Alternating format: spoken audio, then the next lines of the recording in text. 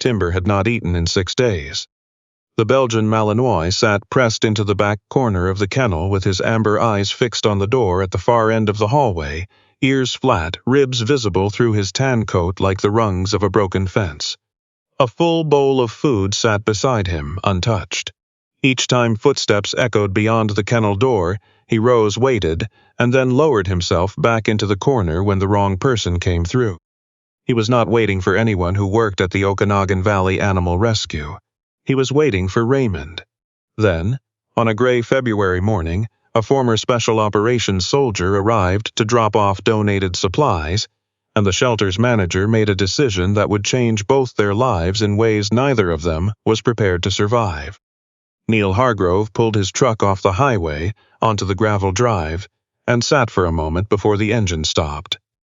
At 57, he was broad through the chest and carried himself with the compact stillness of someone who had spent decades learning to read a room before he entered it. His hair had gone silver at the temples, and his face was weathered in the particular way of men who had spent years in wind and cold and places that did not appear on tourist maps.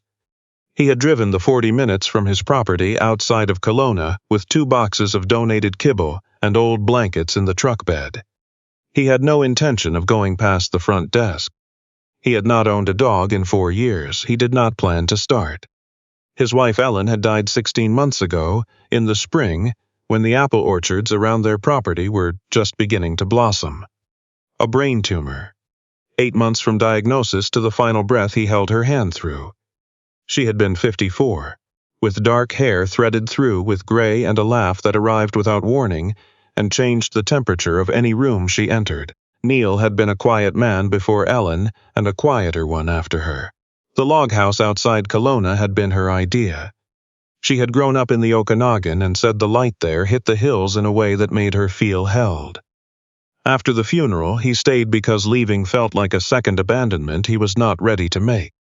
Before Ellen, there had been Axe. The Belgian Malinois had been Neil's working partner through 2 deployments with the Canadian Special Operations Regiment, attached to a joint task force that operated in places Neil still did not describe in detail, even to his younger sister Janet. Axe had been compact and low-slung, with amber eyes and the kind of focused attention that operated below the threshold of ordinary awareness. He died not in any dramatic engagement, but in a training accident outside Kandahar in 2019. A structural failure that Neil had spent years telling himself he should have anticipated. Could have anticipated, if he had only looked more carefully at the entry angle, the load-bearing points, a dozen variables he had since memorized. So thoroughly they appeared behind his closed eyes whether he wanted them to or not. The loss had been entered in the official record as an operational casualty. Neil had entered it somewhere else entirely, somewhere that had no category for it. He carried the boxes to the front counter, signed the donation sheet, and turned for the door. Carol Westbrook stepped into his path before he reached it. She was 53, broad-shouldered and unhurried, with close-cropped silver hair and the kind of steady dark eyes that tended to find whatever you were hoping she would not notice. She had managed the Okanagan Valley Animal Rescue for 19 years and had developed a particular skill for recognizing when the right person walked in at the wrong moment, or the right moment wearing the wrong disguise. She had learned his name off the donation envelope 2 weeks ago, and had been waiting since then for him to walk through the door again. "Mr. Hargrove," she said, "before you go, can you give me 2 minutes? Is something wrong with the intake?" "No." She held the side door gently closed. "It's another matter. A dog. I'd like you to see him before you decide anything." Neil studied her expression. There was nothing manipulative in it, which was the thing that kept him from walking out immediately. Whatever she was asking, she understood the cost of it. The hallway beyond the intake area smelled of antiseptic and warm fur and old coffee. Carol led him past the adoption wing and down a secondary corridor marked staff only. At the last door, she stopped beside a narrow observation window set into the cinder block wall. Inside, a Belgian Malinois sat in the far corner of the kennel with his back to the door. He was 6 years old and should have looked powerful, but hunger and grief had reduced him to something angular and dim. His tan coat was clean. The staff had seen to that, but it had lost whatever quality makes a coat look alive. His ears were flat against his skull. His tail was tucked beneath him. He had not moved when Carol and Neil approached the window. Neil looked for a long time without speaking. "He came in 6 days ago," Carol said quietly. "His owner passed away." A neighbor called it in when she noticed the mail collecting on the porch. She paused. When the deputies arrived, Timber had been beside his owner for 4 days. Neil recognized what he was seeing in the kennel. He had catalogued aggression in enough animals and enough people to know that the dog in the corner was not a threat. Aggression had a particular forward quality, a leaning in. Timber was doing the exact opposite, folding himself into the smallest possible space, pressing his haunches into the wall as though the concrete might eventually absorb him. This was not danger. This was an animal who had decided that making himself invisible was the only remaining form of self-protection. Without thinking, Neil lowered himself to a crouch beside the observation window. He turned his body slightly sideways, not directly facing the kennel door, and let his hands rest open on his knees. The posture came back without effort. The same low, unthreatening geometry he had once used with Axe after difficult operations when the dog needed to know the mission was finished, and they were somewhere safe. "Stand easy," he said. The words came out barely above a whisper. Timber's left ear moved. It turned, oriented, and held. The Malinois did not look toward the window, but that ear did not drop. Carol had been working with frightened animals for 19 years. In 6 days, she had not seen Timber respond to a single sound. Neil stood. What happened to the owner? His name was Raymond Stokes, 71 years old. Retired RCMP officer, 30 years of service, most of it in Kamloops. He lost his wife 3 winters ago. After that, he mostly kept to himself. Carol paused. His daughter in Edmonton said he called every Sunday without fail, until one Sunday he didn't. A neighbor noticed the newspapers collecting. Neil looked at the window. Through the scratched plexiglass, Timber had shifted fractionally. The ear had returned to its flat position, but his muzzle was no longer aimed at the corner wall. It was angled, very slightly, toward the door. "He was guarding him," Neil said. "We think so," Carol agreed, or waiting for him to wake up. Neil knew the difference between those two things was smaller than most people understood. He straightened. "I'm not in a position to take on a dog. I'm not asking you to adopt him." Her voice was level. "I'm asking you to help him drink. He hasn't taken water willingly since yesterday morning. The rehabilitation facility we work with has a placement ready, but not until Monday. That's 48 hours. She did not complete the thought. She did not need to. Neil looked at the corridor wall, then at Timber's silhouette through the scratched window. Then, because he could not find a reason honest enough to say out loud, he nodded once. Inside the kennel, Timber's body contracted immediately when Neil entered. His tail pressed further beneath him, and his eyes tracked every movement without blinking. Neil walked in a wide, slow arc and set the water bowl several feet away, then retreated and sat with his back partly turned, one shoulder angled away from Timber's direct line of sight. He began speaking in the same unhurried rhythm he had used in the field. The rhythm that had nothing to do with the words, and everything to do with pace, with steadiness, with the sound of a voice that was not demanding anything. He described the drive from his property on the east side of the lake, the ice forming along the shore, the heater in his truck that blew warm on the passenger side and cold on the driver's side, which had been the source of ongoing dispute with his sister Janet every time she rode with him. He described the quality of the February light, pale and low, sitting directly on the hills without any space between them. Behind him, after several minutes, he heard the soft approach of a nose testing the air. Then, quietly, the sound of a dog drinking. Carol, watching through the observation window, pressed 2 fingers against her mouth and looked at the floor. The 48-hour foster agreement took 15 minutes to sign. Neil read each clause twice, the way he had always read operational briefings, making sure the language matched the reality before he committed. When Carol brought a soft braided leash from the supply room, Timber saw it from across the kennel and drove himself backward so hard that his claws left 4 parallel lines across the concrete. His breathing shifted from the shallow quiet he'd maintained, since Neil arrived into something rapid and panicked, as though the leash had unlocked a memory of every transport, every harness, every departure that had carried him further from Raymond. "Put it away," Neil said. Carol hesitated.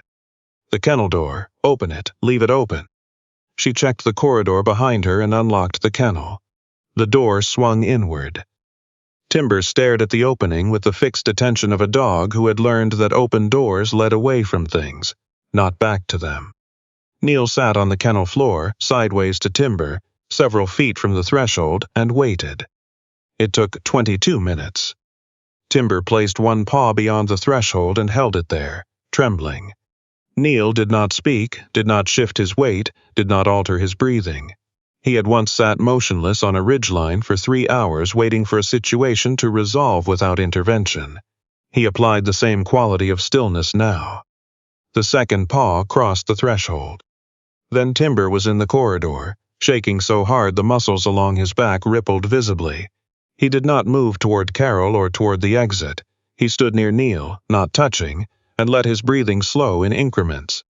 Neil looped the braided leash around Timber's neck without attaching the clasp, keeping his hand wrapped around the hardware so it made no sound. They walked to the truck.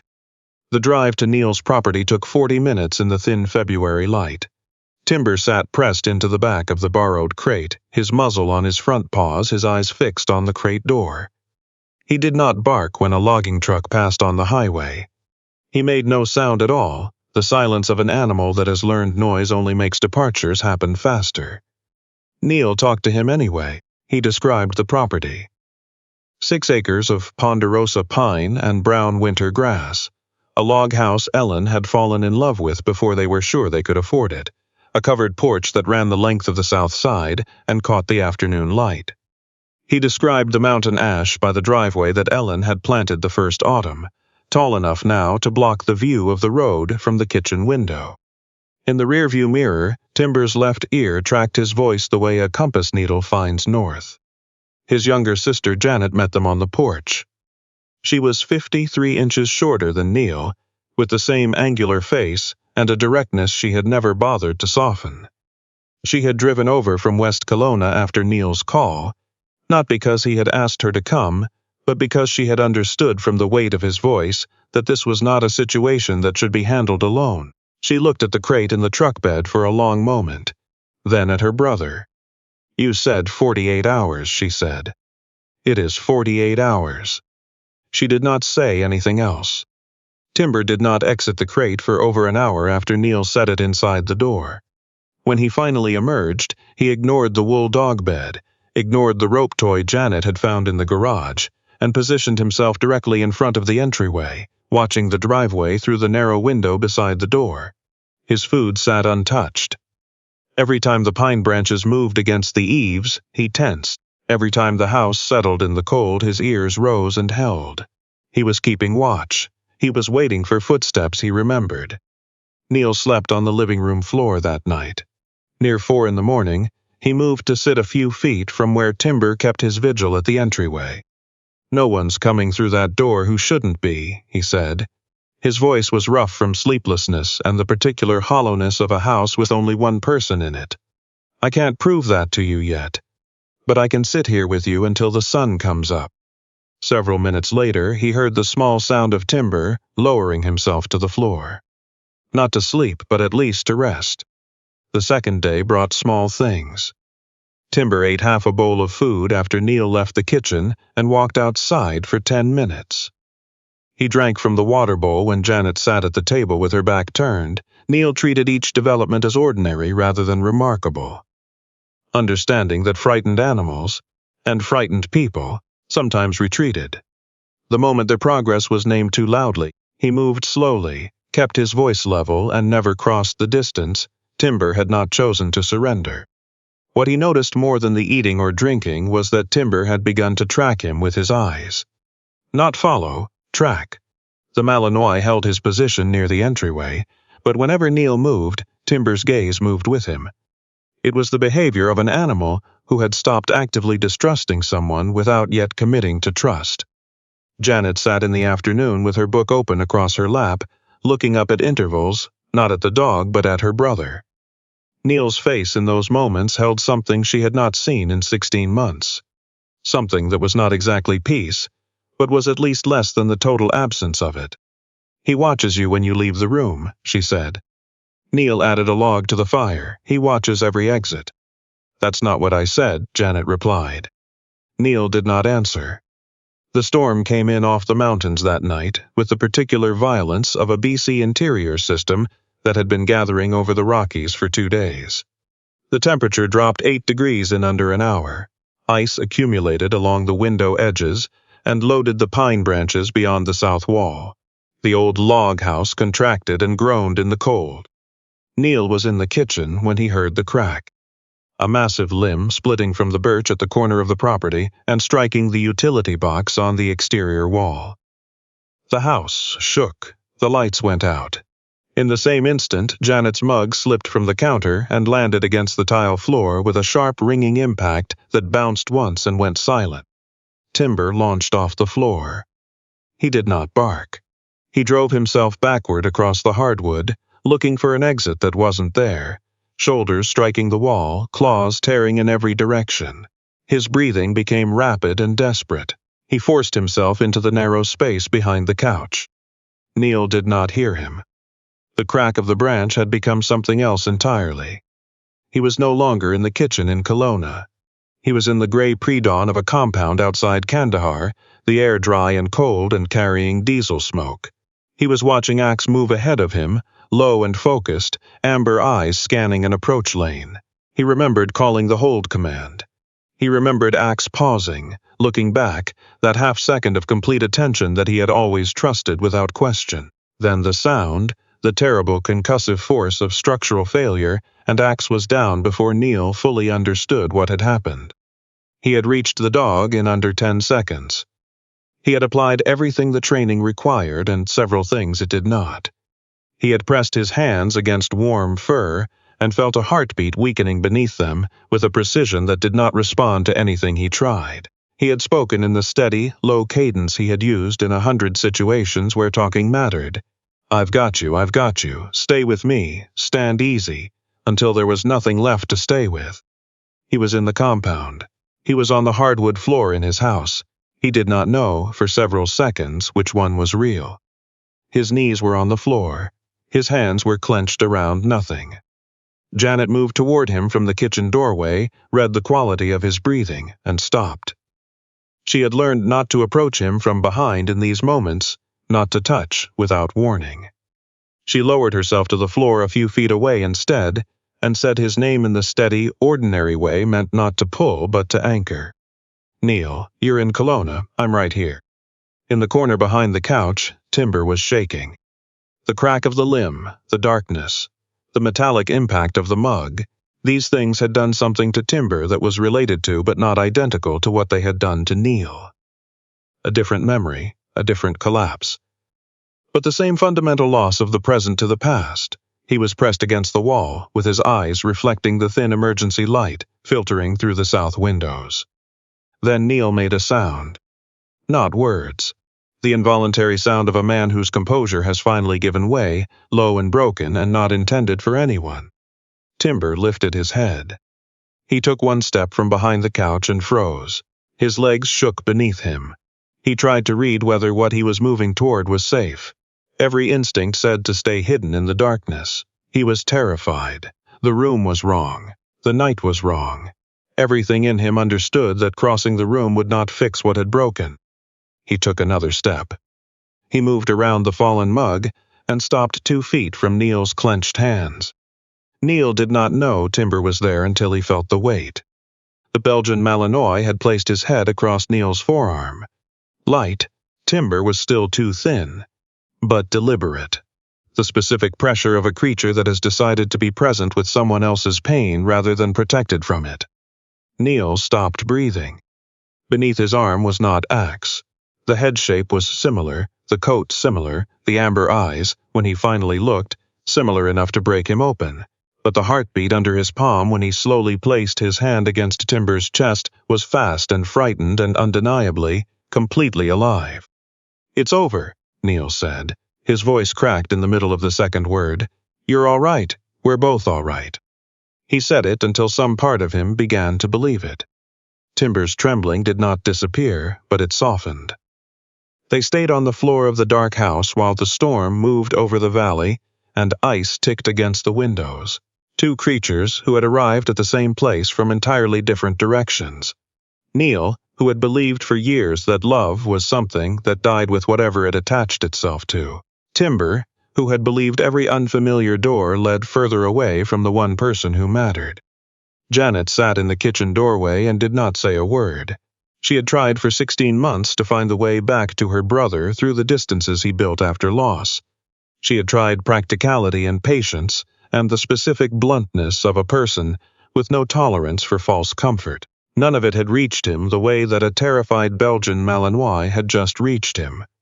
From the other side of a dark room, in 48 seconds of deliberate, frightened choice.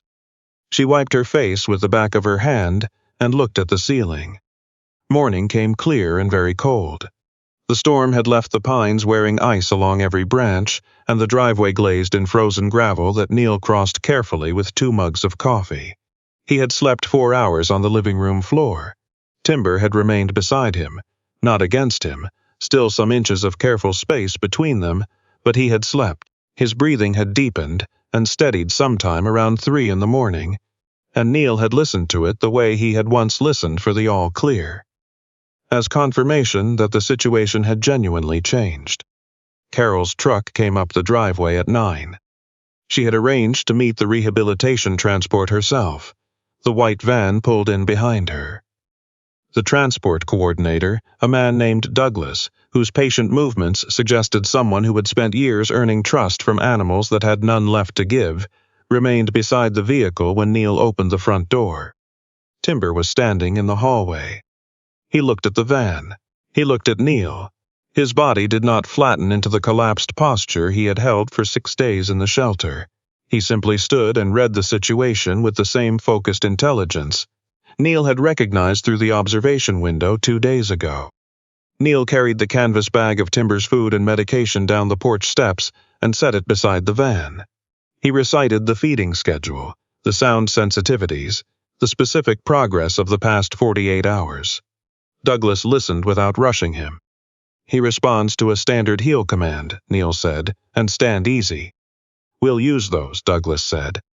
Carol watched Neil's face during the exchange and said nothing. He had been preparing himself for this since before dawn. The rehabilitation facility had experienced handlers, appropriate infrastructure, the kind of sustained support he genuinely could not provide from a log house where he lived alone, and still sometimes could not be certain, waking in the dark, which country he was in. He had told himself that keeping Timber would not be compassion, it would be guilt wearing compassion's face, the human impulse to repair in someone else the damage you cannot face in yourself. He had told himself to let the dog go. He went back to the porch to retrieve Timber's bed. When he returned, Timber was gone from the hallway. Douglas started to say something. Carol touched his arm. Then Timber appeared at the threshold. He was carrying something in his mouth. It was Raymond's cap. An RCMP officer's flat-brimmed service cap, dark navy blue and worn pale along the brim, that Carol had packed into the belongings bag when Timber arrived at the shelter. Neil had left the bag on the porch bench without looking through it. He had not known the cap was in there.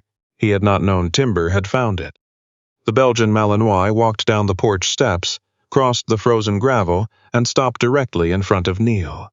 He stood for a moment, the cap held carefully in his jaws, the way dogs carry things they understand to be precious, and then he lowered his head and placed it at Neil's feet. He sat. No command had been given, no treat held out. Timber had gone back into the house on his own, found the one object that still carried Raymond Stokes' scent and identity, and brought it out to the person he had chosen to give it to. Not as a demonstration, not as obedience, as an introduction. "This is where I come from. This is who loved me. I am trusting you with both." Neil stood very still. Then he knelt in the frozen gravel, one knee down, and brought his forehead gently against Timber's broad head. Timber's ears went back for 1 second. The old flinch of an animal accustomed to unpredictable contact. Then they settled. "You're not Axe," Neil said quietly. "You know that, and I know that. You don't have to carry that for me." He paused. "But if you're choosing this place, I'm choosing to be in it with you." Douglas returned quietly to the driver's seat and closed the door. Carol walked to her truck, got out her phone, and began filling in the conversion form. Foster to adopt. Monitored placement with a 30-day review, continued veterinary and behavioral support from the rescue. She had filled in this form 12 times in 19 years. She had never filled it in faster. Neil stood and picked up Raymond's cap with both hands. He held it for a moment, understanding the full weight of what Timber had placed in his keeping. One man's 30 years of service, one dog's loyalty, one long winter that had ended without warning. He would return it to Raymond's daughter in Edmonton. But first he set it carefully on the porch railing, where both of them could see it. Then he reached inside for the braided leash. He wrapped his hand around the full length so the clasp rested still against his palm, no sound, no swing. He crouched beside Timber and looped it over his head the same way he had in the shelter kennel. Slowly, no sudden movement. Timber flinched at the faint pressure. But he did not step back. Neil stood. They walked in off the driveway together. 6 months later, the Okanagan Valley came out of winter into the specific green of a BC spring, the hills across the lake going soft and bright, the apple orchards on the benchland blooming white against a wide blue sky. Timber stood in the yard with the morning sun working through his coat, and whatever had made him look diminished and hollow in that shelter kennel had become something increasingly difficult to locate. His ribs had disappeared beneath healthy muscle. His coat had gone thick and glossy. His amber eyes were alert in the interested, assured way of a dog that has decided the world is worth paying close attention to. He still flinched at sudden metallic sounds. He still chose positions near doors rather than away from them. Progress had not erased the past. It had only taught him that the past did not always deserve control of the present. Neil had been learning something similar. At a pace the heart set for itself. He still woke some nights with the compound in his chest, Axe's heartbeat fading beneath his hand. But Timber had developed a ritual. He would rise from the floor beside the bed, walk to Neil's side, and press the flat of his head against the mattress near Neil's arm. No bark, no pawing, just the steady weight of a living animal making itself available. Neil would open his eyes, find the room, the log walls, the pale dawn through the south windows, one Belgian Malinois breathing beside him. He would put his hand on Timber's head and breathe until the compound receded. He drove to Edmonton in March to return Raymond's service cap to his daughter Susan, a quiet woman in her mid-40s who received it with both hands and held it for a long time without speaking. She asked about Timber. Neil showed her a photograph on his phone. The Malinois stretched across the south porch in a patch of winter sun, looking nothing like an animal who had once refused to eat for 6 days. Susan studied the photograph. "Dad would have liked you," she said. Neil did not know what to say to that. He said thank you, which was not quite right, but was the closest thing available. That same month, he went back to the Okanagan Valley Animal Rescue with an idea. It was not complicated. He had been sitting with it since the night of the ice storm, since the moment Timber crossed the room toward him in the dark. The idea was this: the particular quality of patience he had applied to Timber, the low voice, the sideways posture, the willingness to sit on a concrete floor for 20 minutes without expectation of return, was not a technique exclusive to former special operations operators. It was available to anyone trained to wait, to endure, to remain present when the situation became uncomfortable. There were veterans throughout the valley who carried exactly that training. There were rescue dogs in the shelter who needed precisely that quality of steadiness. He spoke to Carol about it. She had been expecting the conversation. By June, the program had a name, Steady Watch, and 3 other veterans who had agreed to participate as monitored fosters. One was a woman in her early 60s, a former Army engineer from Penticton, who had been living alone since her husband's stroke and who formed an attachment, with remarkable speed, to a senior hound who trembled whenever vehicle doors slammed nearby. Another was a retired signals officer from Summerland who said very little in their first meeting, and who had, within 2 weeks of fostering a scarred mixed-breed dog, stopped saying he was fine when Janet asked, and started saying something closer to the truth. The third, a man named Patrick who had served with the Naval Reserve, and arrived at the shelter, carrying the particular armored politeness of someone who believes his pain is an imposition on others, walked past 9 kennels before stopping in front of a run where a small terrier mix sat with her back to the door. He stood there for a long while without speaking. Then he sat down cross-legged on the floor in front of the kennel and asked Carol how long she'd been there. Carol watched him from the end of the corridor and felt the specific satisfaction of a woman who has spent 19 years believing that the right person and the right animal will find each other, if given enough time and a reasonably unobstructed hallway. She turned back to the desk and left them to get acquainted. In the evenings now, Neil sat in the old chair on the south porch, with timber stretched across the planks near his boots. The mountains above the valley held their snow late into spring, and the light on the lake in the early evening had the quality Ellen had described, held. He understood it better now than he had understood it when she first said it. He understood it the way you understand something only after losing it, and then finding your way back to it through an entirely unexpected door. Axe's old identification tag hung on a cord from the porch rafter. Neil had taken it out of the box where he had kept sealed for 4 years and hung it there the same week he started Steady Watch. Not as a monument, but as a fact. The fact of a dog who had been real and had mattered and whose death had not unmade the world, only remade it into something Neil had needed more time to learn to inhabit. Beside the tag, on the same nail, hung a photograph Susan had sent in the mail with a short note. He walked timber every morning at sunrise. He always said dogs were the only creatures patient enough to keep you honest.